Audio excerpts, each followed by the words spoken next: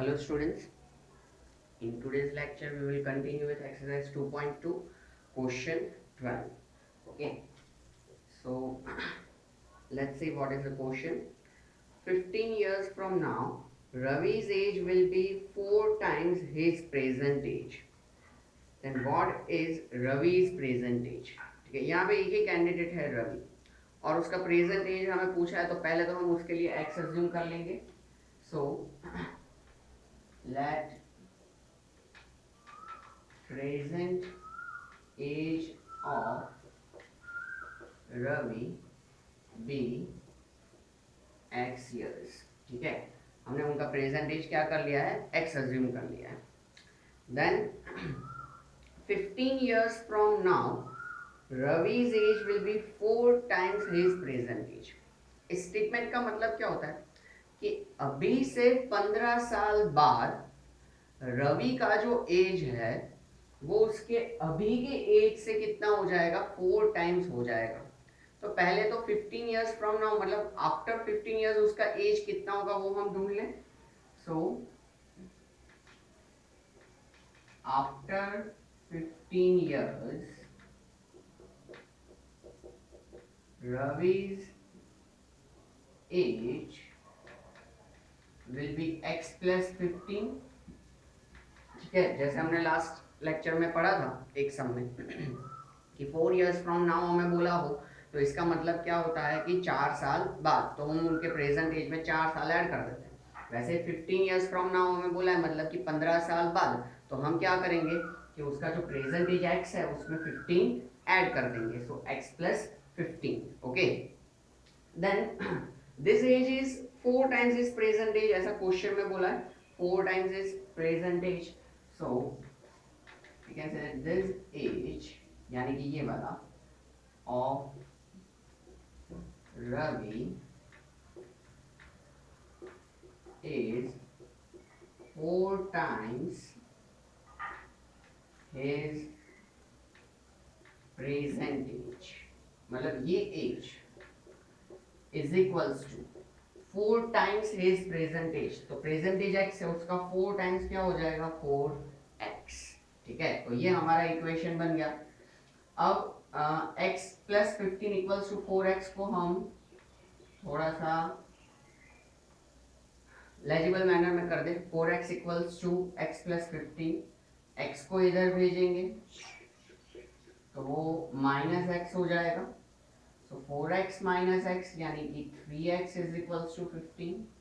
So x equals to 15 upon 3. So 3 5 15. So x equals to कितना हो जाएगा, 5 हो जाएगा.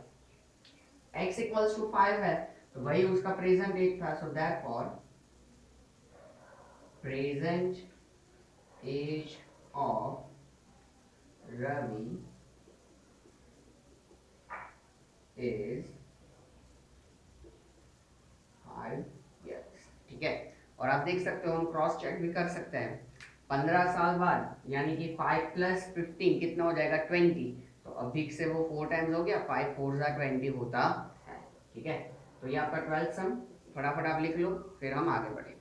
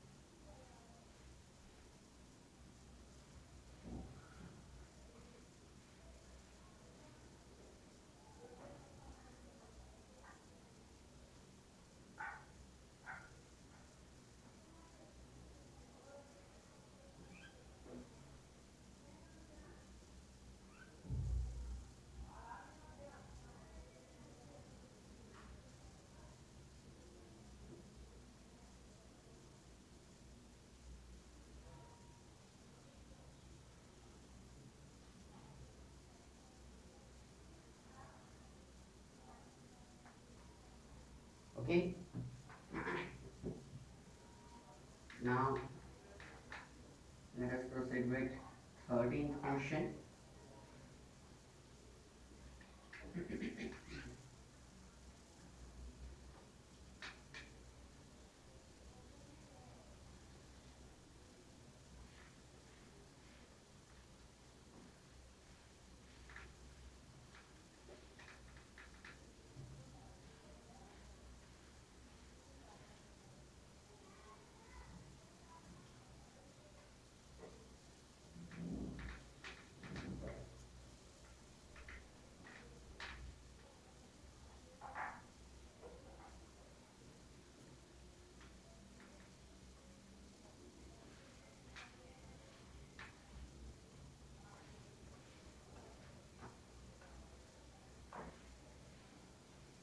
ओके, नाउ 13th क्वेश्चन जो है वो हमारे फर्स्ट क्वेश्चन जैसा ही है.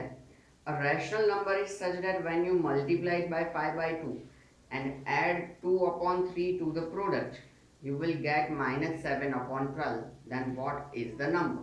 So let that number be x. Let that number be x. Okay. अब a rational number is such that when you multiply it by 5 by 2, so x को हम 5 by 2 से मल्टीप्लाई कर देते हैं. So x or else number x is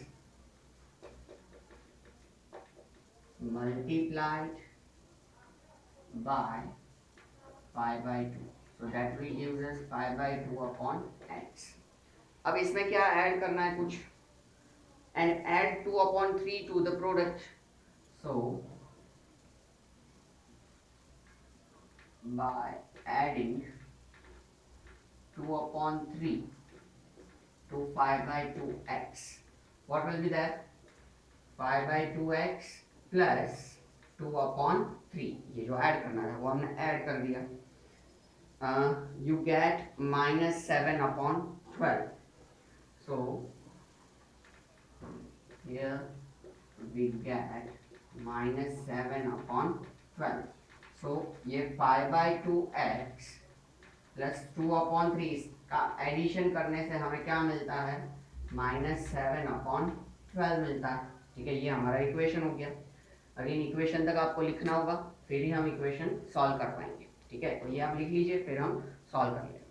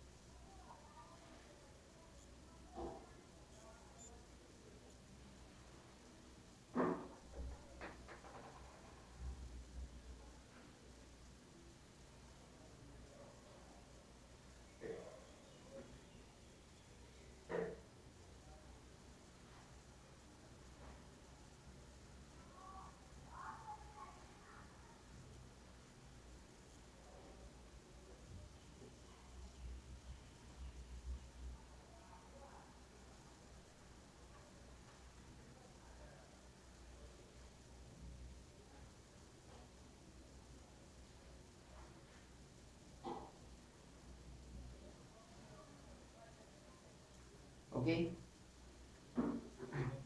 now let us have a solution of the equation.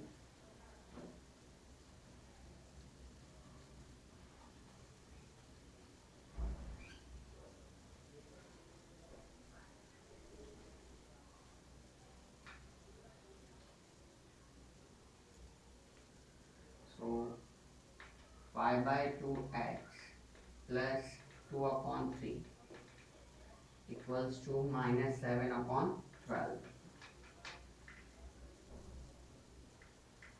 So इसे solve करने के लिए हमें क्या करना होगा? कि ये +2/3 को हमें इधर भेजना होगा क्योंकि x हमें सब्जेक्ट बनाना है, तो -7/12 +2/3 यहाँ पे जाएगा तो -2/3। अब एडिशन सब्ट्रैक्शन करने के लिए दोनों के डिनोमिनेटर सेम होने चाहिए।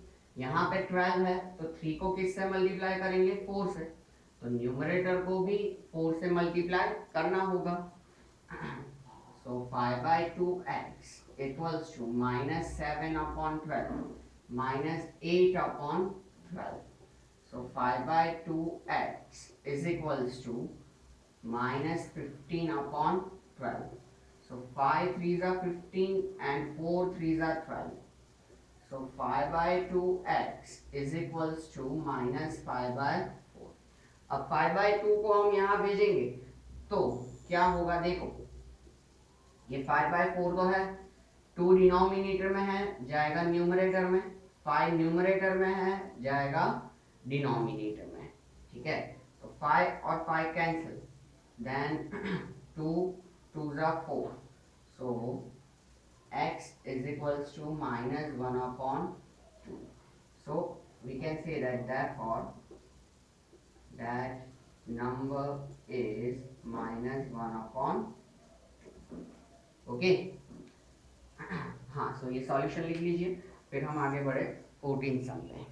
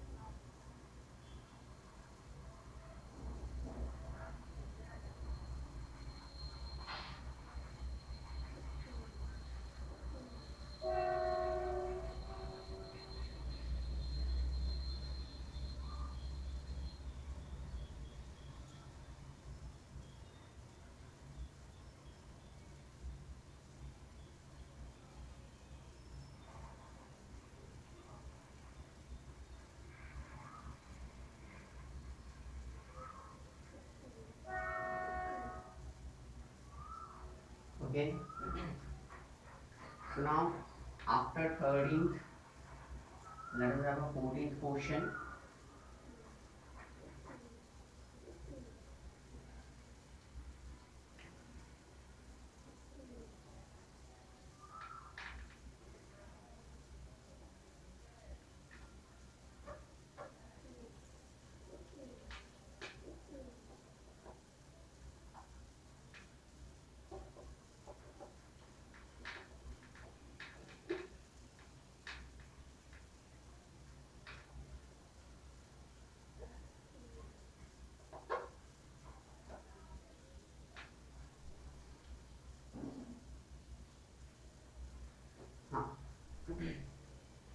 14th question. Lakshmi is a cashier in a bank. She has a currency notes of denominations rupees 100, 50, 10 respectively. अब डिनोमिनेशंस इन द सेंस क्या कि जो हमारी करेंसी अलग अलग फॉर्म में अवेलेबल होती है, ठीक है, जैसे कि 10 रुपीज़ के नोट्स होते हैं, 50 रुपीज़ के नोट्स होते हैं, 100 रुपीज़ के नोट्स होते हैं, 2000 रुपीज़ के नोट्स होते हैं, ठीक है, 20 रुपीज़ के नोट्स होते हैं, तो 2 रुपीज़ के हमारे कॉइन्स होते हैं, 1 रुपी के कॉइन होते हैं, 5 रुपी के कॉइन होते हैं। तो ये सारे इंडियन डिनोमिनेशंस हैं, ठीक है, कि जिनमें ये इंडियन करेंसी जो है वो क्या होता है, अवेलेबल होता है, ठीक है। तो अभी जो लक्ष्मी कैशियर है उनके पास करेंसी नोट्स कौन कौन से डिनोमिनेशंस में अवेलेबल है, तो उनके पास कुछ 100 रुपीज़ के नोट्स हैं, कुछ 50 रुपीज़ के नोट्स हैं और कुछ 10 रुपीज़ के नोट्स हैं, ठीक है। The ratio of the number of this notes is 2:3:5। ये नंबर ऑफ नोट्स जो है उनके रेशियो क्या बताया है, 2:3:5। अब आपके तुरंत दिमाग में स्ट्राइक हुआ होगा कि 2:3:5 है तो 2x, 3x एंड 5x, ठीक है। तो वो पहले हम मेंशन कर देंगे respectively.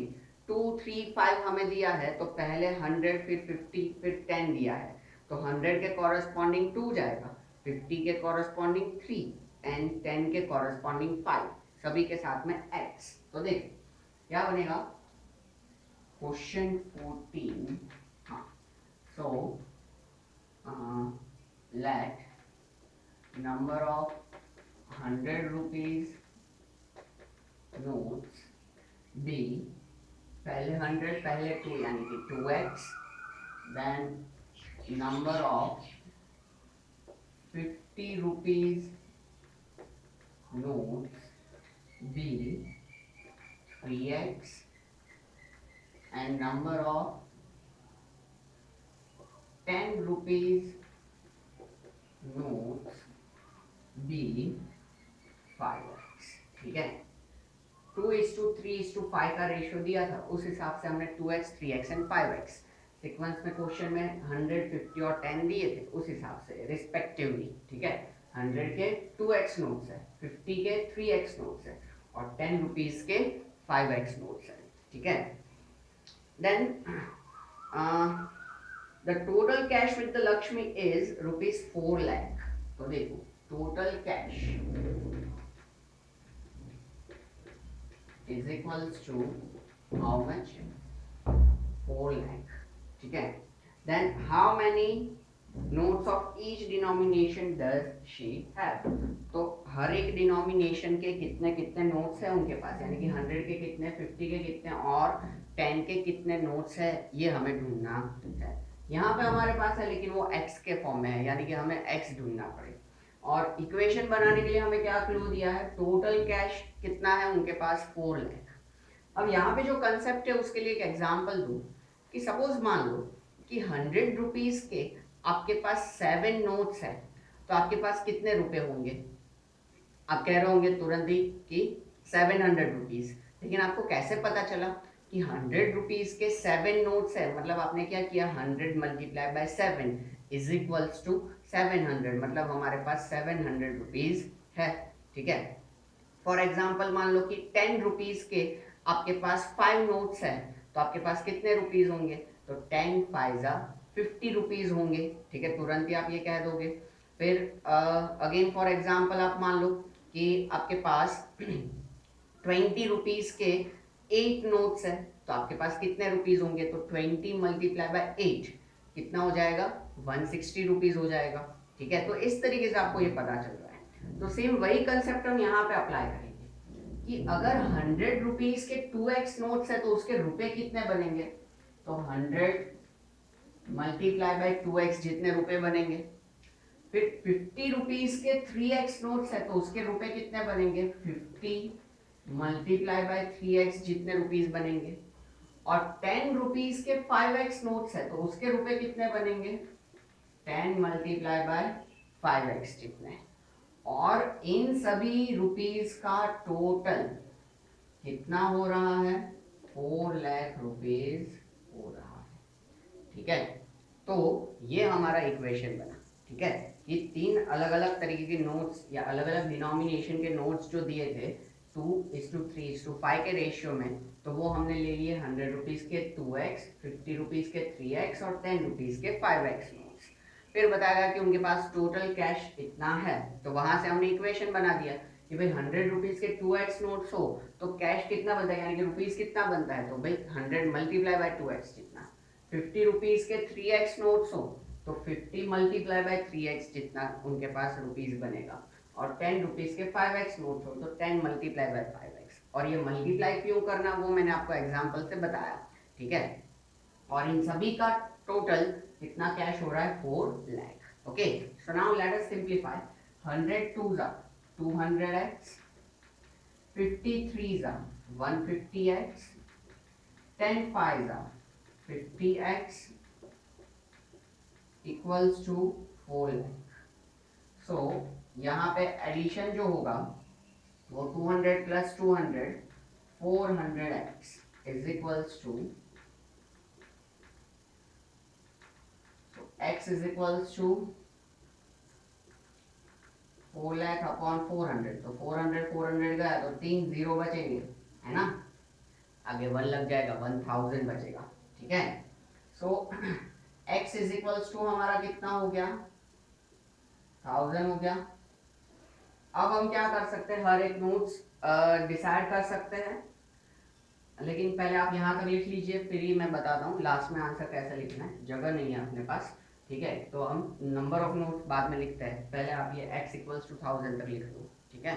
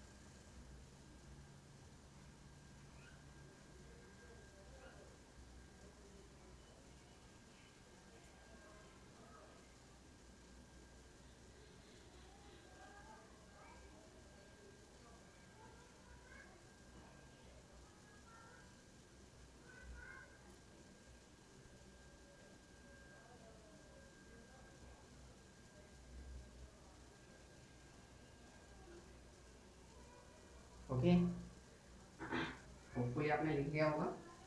Then x equals to हमारे पास 1000 है, ठीक है। मैं यहाँ से रब कर रहा हूँ क्योंकि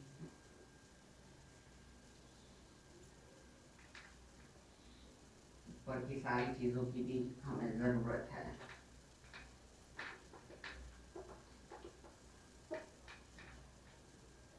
x इक्वल्स टू 1000 हमें मिला, ठीक है, तो वो मैं यहाँ पे लिख देता हूँ। x इक्वल्स टू 1000 हमें मिला, so therefore number of 100 rupees notes equals to कितना होगा, 2x, यानी कि 2 मल्टीप्लाई बाय 1000 यानी कि 2000। फिर नंबर ऑफ 50 रुपीज नोट्स यानी कि 3x, 3 मल्टीप्लाई बाय 1000 यानी कि कितने नोट्स हो जाएंगे, 3000। And number of 10 rupees notes यानी कि 5x, so 5 multiply by 1000, x का वैल्यू 1000 है, तो 5 इंटू 1000 कितना हो जाएगा, 5000, ठीक है। तो हम क्रॉस चेक भी कर सकते हैं कि 100 रुपीज के 2000 नोट्स है तो रुपए कितने बनेंगे, 2000 मल्टीप्लाई बाय 100 यानी कि 2 लाख, ठीक है। फिर 50 रुपीज के 3000 नोट्स है तो उसके रुपए कितने बनेंगे, तो 3000 मल्टीप्लाई बाय 15, सो 3 5 15 और 4 जीरो।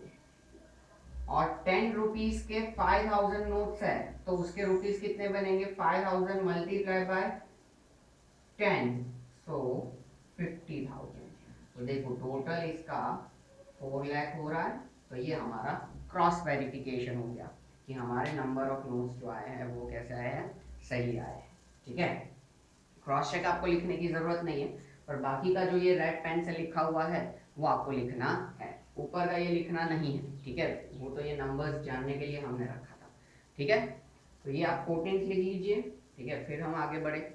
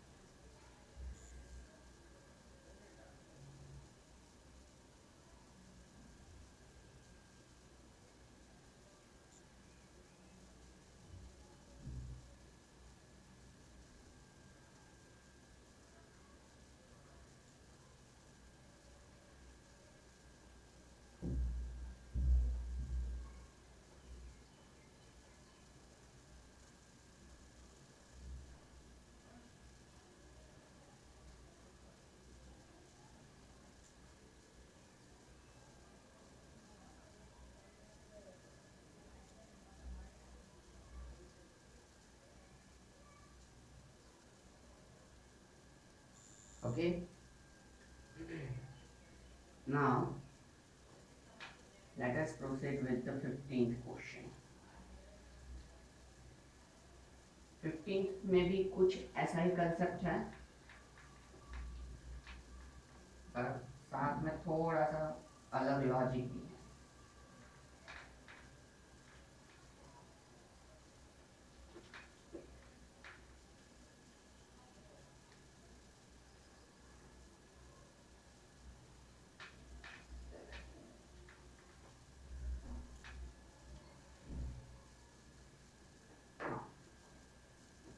देखो 15th, I have a total of rupees 300 in coins of denomination 1 rupees, 2 rupees and 5 rupees।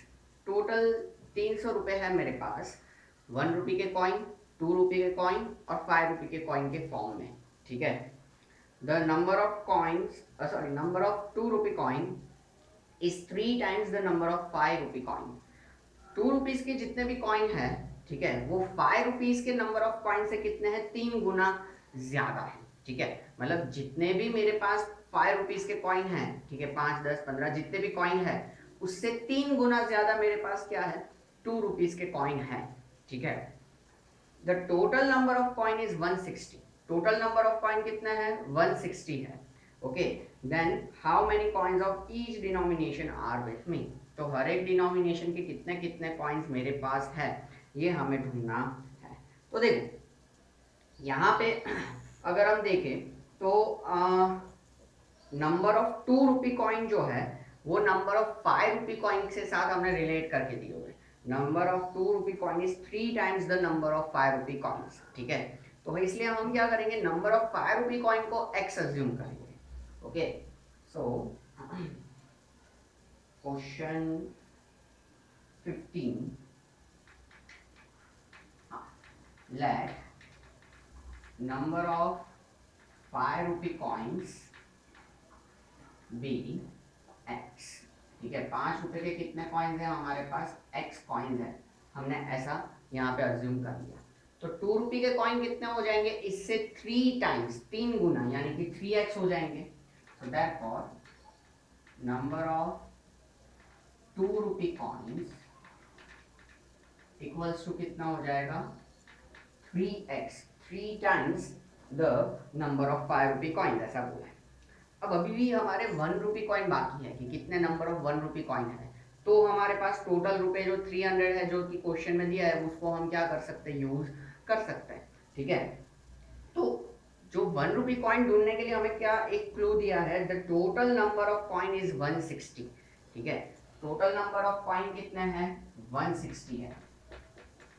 Total number of coins equals to 160। Total 160 coins है, तो नंबर ऑफ 1 रुपी कॉइन, ध्यान से समझना, नंबर ऑफ 1 रुपी कॉइन्स क्या होंगे, total जो 160 coins है उसमें से नंबर ऑफ 5 रुपी कॉइन में माइनस कर दूं और नंबर ऑफ 2 रुपी कॉइन भी मैं माइनस कर दूं, तो मुझे क्या मिलेगा, नंबर ऑफ 1 रुपी कॉइन। ये इक्वेशन नहीं बन रहा है, हम क्या कर रहे हैं, 1 रुपीज के कितने कॉइन्स है वो पहले डिसाइड कर रहे हैं, ठीक है। तो 160 minus number of 5 rupee coins यानी कि x and number of 2 rupee coins यानी कि 3x। तो टोटल 160 में से 5 रुपए के और 2 रुपए के जितने भी कॉइन है वो हम रिड्यूस कर देंगे, तो जितने बचेंगे उतने क्या होंगे, हमारे नंबर ऑफ 1 रुपी कॉइन होंगे। तो therefore number of 1 rupee coins equals to 160 minus x minus 3x यानी कि माइनस 4x, ठीक है। तो ये हमारे क्या है, नंबर ऑफ 1 रुपी कॉइन। अब हमारे पास आ गया है कि भाई 5 रुपीज के x कॉइन्स हैं, 2 रुपीज के 3x कॉइन्स हैं और 1 रुपीज के 160 माइनस 4x जितने कॉइन्स हमारे पास है, ठीक है। अब हमें टोटल रुपीज 300 दिए हैं, तो टोटल रुपीज कितने हैं, 300, ठीक है। तो 5 रुपए के अगर x कॉइन्स है तो रुपए कितने बनेंगे, 5 मल्टीप्लाई बाय x यानी कि 5x, जैसे हमने पिछले सम में किया था वैसे, ठीक है। 2 रुपीज के 3x कॉइन्स है तो रुपए कितने बनेंगे, 2 multiply by number of coins 3x, और 1 रुपी के 160 माइनस 4x कॉइन्स है तो वो रुपए कितने बनेंगे, 1 मल्टीप्लाई बाय 160 माइनस 4x, और इक्वल्स टू टोटल हमारा 300, ठीक है। तो ये हो जाएगा 5x, ये हो जाएगा 2 3 6x, और ये हो जाएगा 160 माइनस 4x इक्वल्स टू 300, ठीक है। आगे हम सॉल्व करते हैं, लेकिन पहले आपको ये लिखना होगा, फिर कुछ जगह वगह क्रिएट होगा और फिर हम आगे सॉल्व कर पाएंगे, ठीक है। इसलिए पहले आप लिख लीजिए।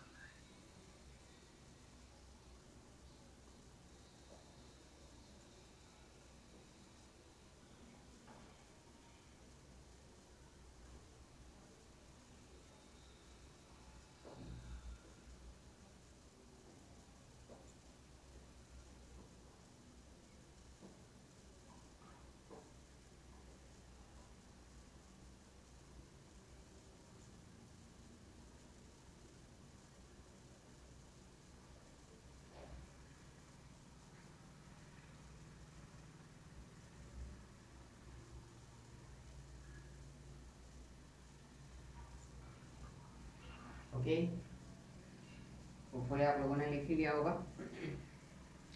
हाँ, अब आगे हमें इसको सॉल्व करना है।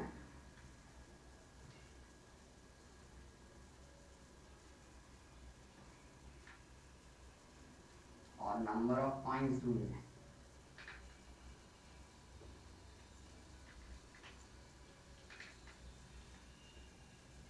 ओके, सो ये मैं ऊपर वापस से लिख रहा हूँ।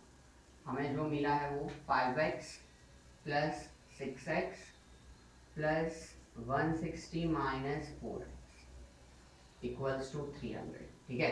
इसे सॉल्व करें तो 5x प्लस 6x हमारा हो जाएगा 11x, और 11x में से 4x जाएगा तो हमारे पास बचेगा 7x। तो 7x इक्वल्स टू 160 को हम यहाँ पे भेज दें तो वो माइनस हो जाएगा 300 में से। So 7x is equals to 140। So x is equals to 140 upon 7। So x is equals to 7 2 जा 140 यानी कि 20। ओके मतलब 720 आप कह सकते हो। हाँ x20 मिला तो यहां से हम क्या कर सकते हैं, नंबर ऑफ कॉइन्स डिसाइड कर सकते हैं। नंबर ऑफ 5 रुपी कॉइन्स कितने थे हमारे पास, x थे। तो number of 5 rupee coins equals to x equals to कितने हो जाएंगे 20 कॉइन्स। फिर नंबर ऑफ 2 रुपी कॉइन्स कितने थे 3x। So 2 rupee coins equals to 3x यानी कि 3 इंटू 20 यानी कि 60 coins. And number of 1 rupee coins कितने थे हमारे पास 160 minus 4x।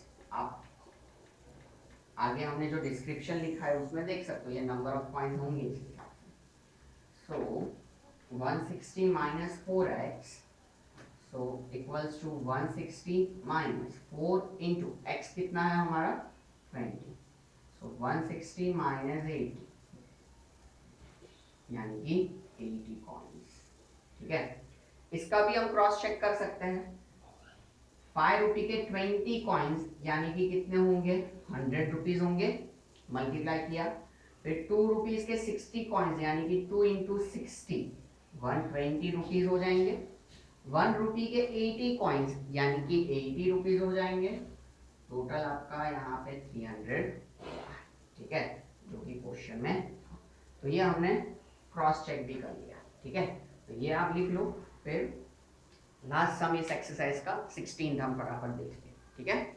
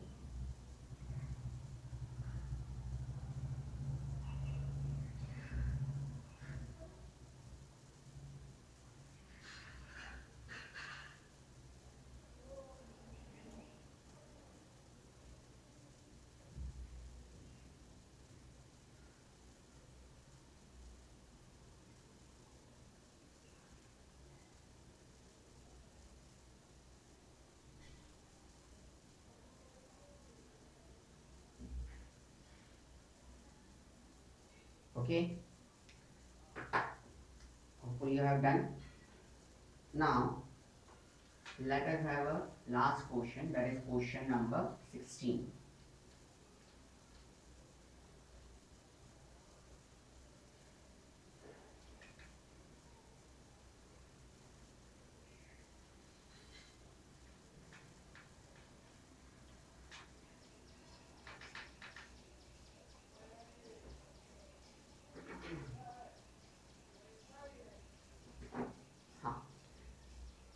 The organizers of an essay competition decide that a winner in the competition gets a prize of ₹100। ऐसे competition है और कंपटीशन के ऑर्गेनाइजर्स ने ऐसा डिसाइड किया है कि हर एक विनर को 100 रुपीज प्राइज मिलेगा। ठीक है, and participant who does not win gets a prize of 25 rupees, ठीक है। तो वो कंसोलेशन प्राइज है, ऐसा कुछ कहते हैं उसको, ठीक है। तो जो जो पार्टिसिपेंट्स हैं, ठीक है, जिन जो जीते नहीं हैं, ठीक है, उनको क्या होगा, 25 रुपीज मिलेगा, ठीक है। हर एक विनर को 100 रुपीज मिलेगा, और जो participant who does not win will get 25 rupees, उनको 25 रुपीज मिलेगा। जो जीतते नहीं है, सिर्फ पार्टिसिपेट करते हैं उनको। तो total prize money distributed is ₹3000।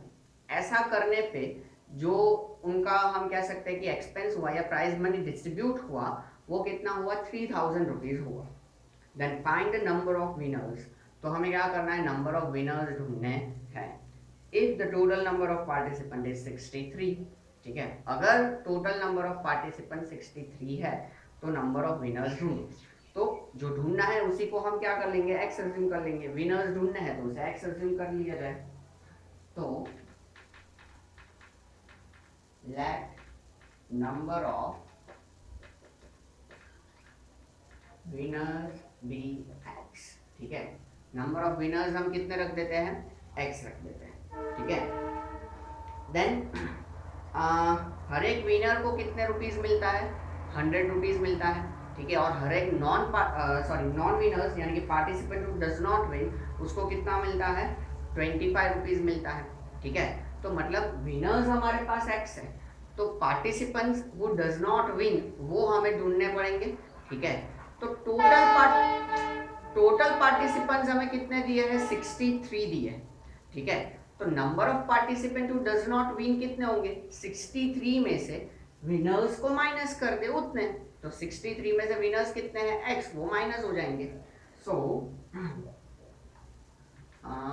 Number of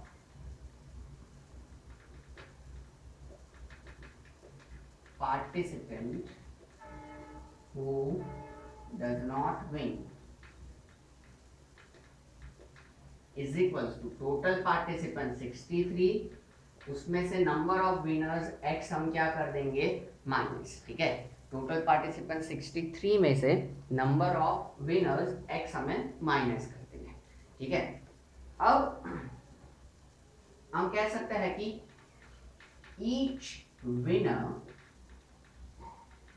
gets 100 rupees and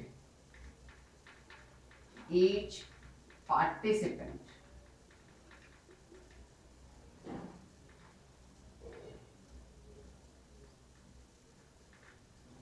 who does not win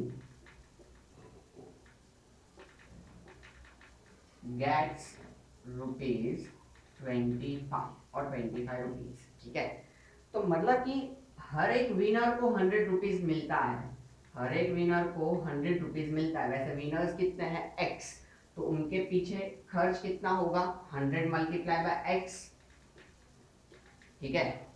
फिर हर एक पार्टिसिपेंट जो कि जीतता नहीं है, ठीक है, उसे कितना मिलता है, हम कह सकते हैं कि 63 माइनस एक्स मल्टीप्लाई बाय 25। हर एक पार्टिसिपेंट जो जीतता नहीं है उसे कितना मिलता है, 25। तो उनके पीछे एक्सपेंस कितना होगा, 25 मल्टीप्लाई बाय 63 माइनस एक्स।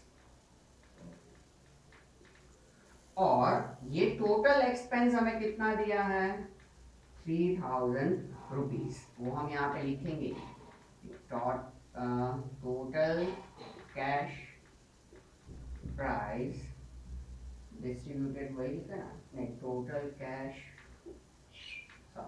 जो क्वेश्चन में लिखा होता है वो हम जनरली लिखे ना, वो बेटर रहता है। Total price money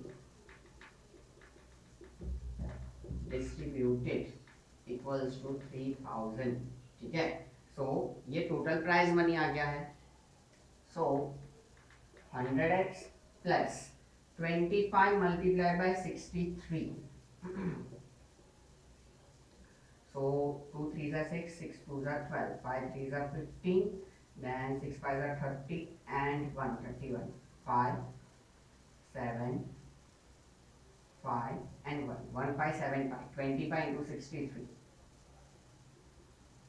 minus 25 into x 25x equals to कितना हो जाएगा, 3000 हो जाएगा, ठीक है।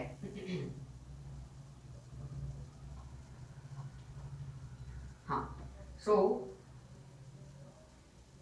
100 माइनस 25 कितना हो जाएगा 75x, और ये 3000 1575 यहाँ पे जाएगा तो क्या हो जाएगा माइनस हो जाएगा माइनस 1575।